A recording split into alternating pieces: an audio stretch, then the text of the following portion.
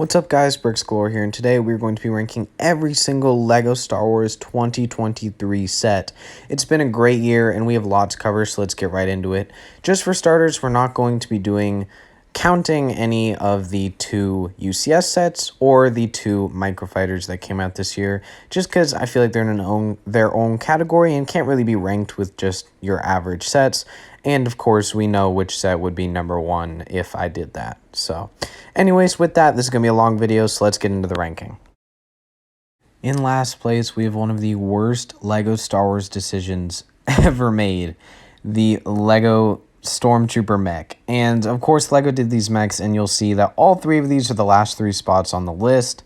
And of the three, the one that I'm least likely to purchase is the Stormtrooper. I mean, it's a Stormtrooper minifigure. I have multiples of those, and I'm definitely not going to army build for $16, and it's not like the mech is that interesting. So, yeah, last place. Then, at number 2, we have the Darth Vader mech, and I'll admit that, like, as a little kid, I always wanted a Darth Vader and never had one for some reason. Not that he hasn't been in obtainable price sets before, I just never did, so, like, for $16, it's kind of nice to have a Darth Vader out on the market, but I would have way rather have had a microfighter or any other alternative than a mech, so still second to last. Then in the 21st spot is the Boba Fett mech, and simply put, one, I do think it's slightly the best mech, just because it's kind of a weird, colorful thing, and of course, this gives us the best Boba Fett minifigure we've had in a while. The coloring from torso to head is still off, which is kind of ugly, but it's just a really good Boba Fett minifigure, so like for $16, this is the only mech that I actually plan on getting, even though it's still a terrible set. Then at 20th is the Pirate Snub Fighter, and this is a set that I'm super against. I feel like when this came out, it got a lukewarm reaction, like people were actually okay with it. I think this thing is dumb. I think it's ugly. I think it's when people say Star Wars is just all gray ships, I think of this set. It's just too gray, and $35 is ridiculous. This should be $20, maybe $25 with the new inflation thing. And the two minifigures are nothing exciting. There should have been a third one, or just a better one than these two. So yeah, very boring, very lame set. Then cracking 20 at 19th, we have the Spider Tank, which again, I think that most of this Mandalorian Season 3 wave was awful, and this is another set in there. I think the tank is bland, nothing I would have ever asked for in LEGO form. The only reason this one is better than the previous set is because of the minifigs, which I think are better. I think the Bo-Katan is beautiful, and the Mandalorian and Grogu are fine. And so this set is better than that, but again, it's something I would never want in LEGO, and it's just gray and overpriced, so not one for me. Then at 18th, we have the Young Jedi Adventures 4+ set, and this is one that I was pleasantly surprised with. I do think it's one of the best, or maybe the best 4+ set that's ever been released. I think the characters are colorful. This is something that I could actually see a little kid playing with the temple build, which I think is fun. But, of course, I've never watched this show. I never plan on it, so it's not one I plan on picking up. But for little kids, I do think this is a nice set.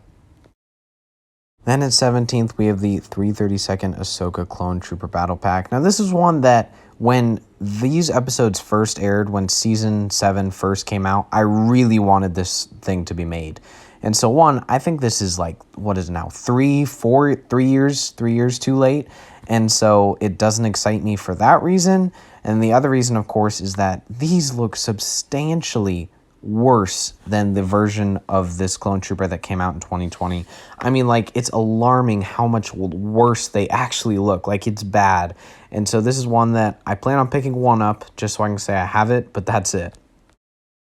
Next up is the other battle pack we got this year, which I'm not as sinister about. I think the build is surprisingly good on this one, and I think that 3 of the troopers look good here. Obviously, the one with the rangefinder looks terrible because of the helmet holes, and they false advertise, which is both funny and alarming.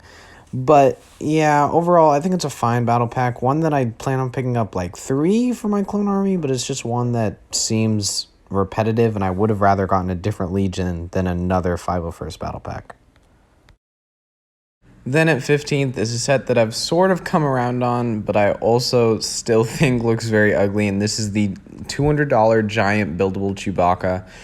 And this thing, they just should not have released it. It doesn't look very good, and I don't think it's necessarily LEGO's fault. I don't know if in this scale you can make Chewbacca's face look any less goofy, but it's just a goofy looking set. It's goofy enough that I've started to think it's a little funny, and I might even pick this up if it goes on sale. But overall, just not a very good looking set.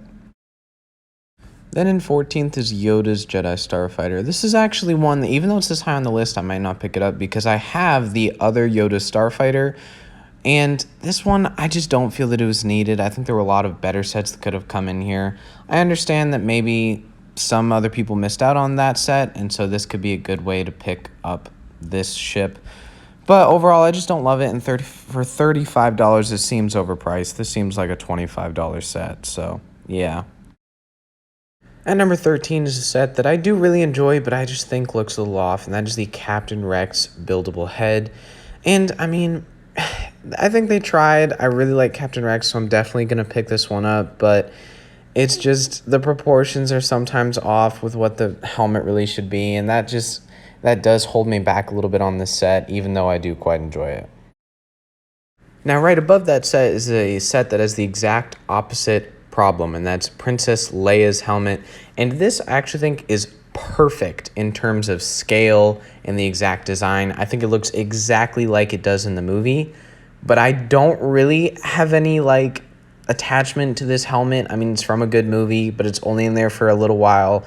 I do plan on picking this one up, but it's just one that I wasn't too excited about when I heard they announced it. So it's a good set, but not one that I think we needed.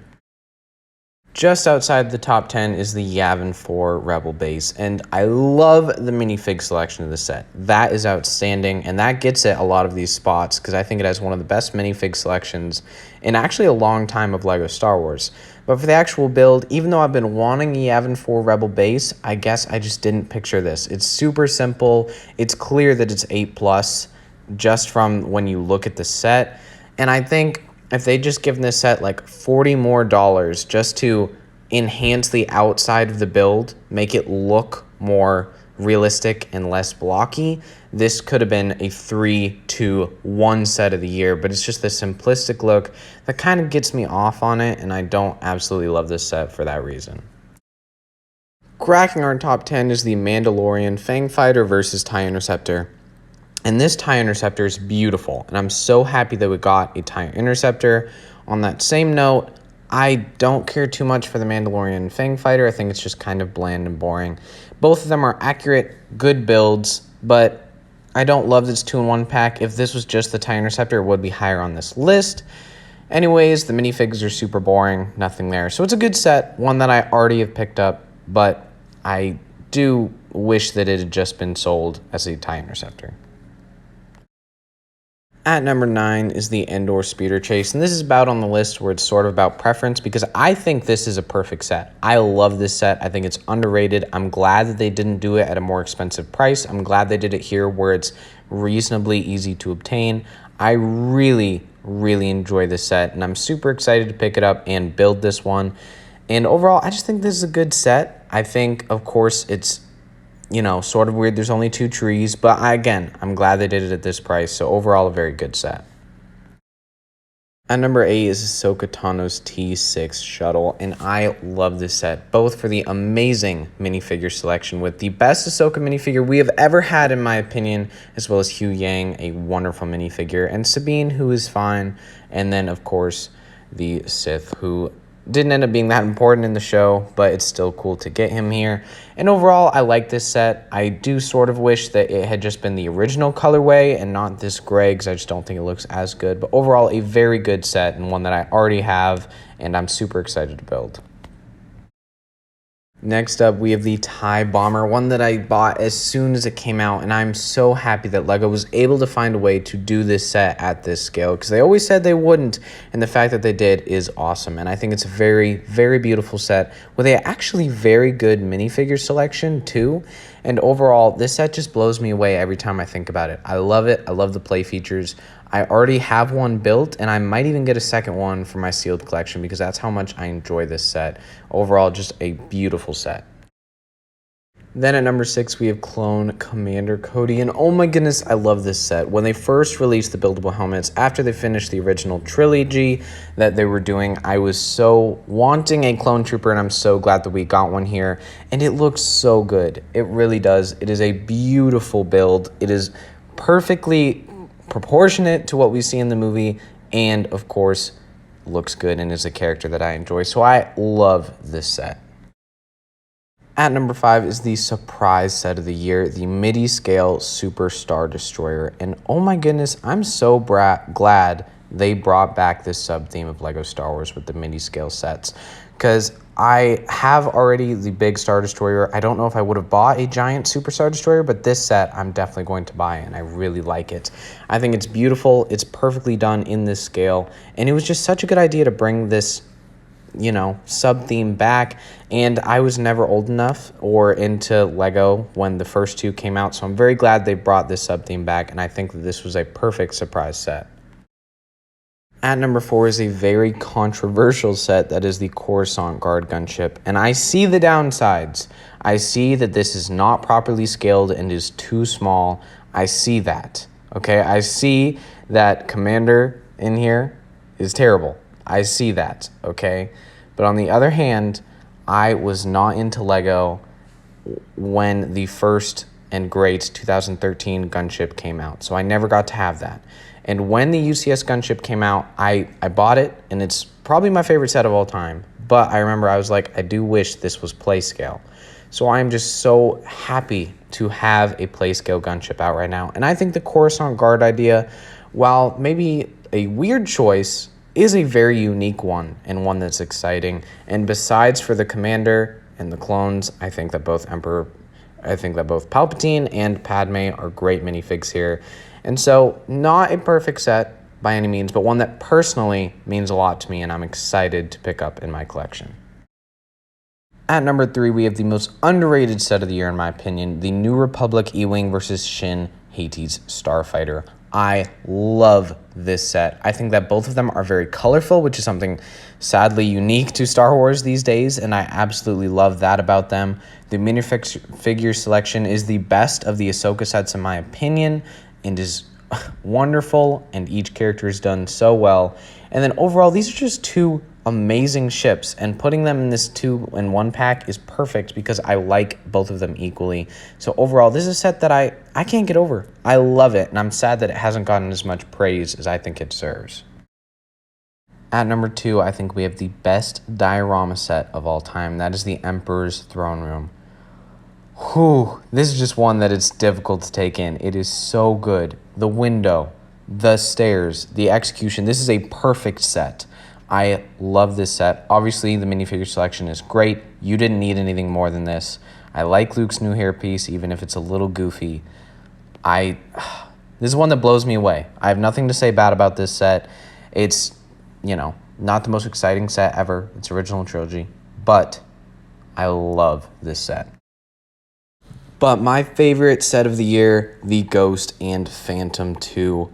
And man, this is a set that I've wanted for so long. I remember I was a huge Rebels fan back in the day, and I wanted the Ghost when it came out in 2014.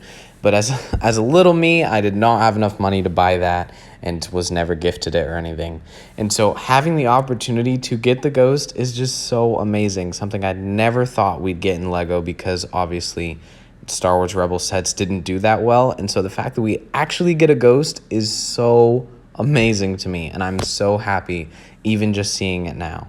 And for that, I'm even willing to look past the one downside of this set, which is the minifigures. I think Hera is the best version of her we've ever seen, but I think the Chopper isn't great. I think Jason is obviously bad because his hair isn't green, and the other two figures here are nothing exciting. But the actual build is better than the original Phantom, and I still just can't believe that we got a LEGO Phantom set. So with that, I love this set. Anyways, thank you guys so much for watching. This was a great year of LEGO Star Wars for me. Comment down below what your favorite set is. And with that, thank you guys so much for being here, and I'll see you guys later on Bridge School. Bye.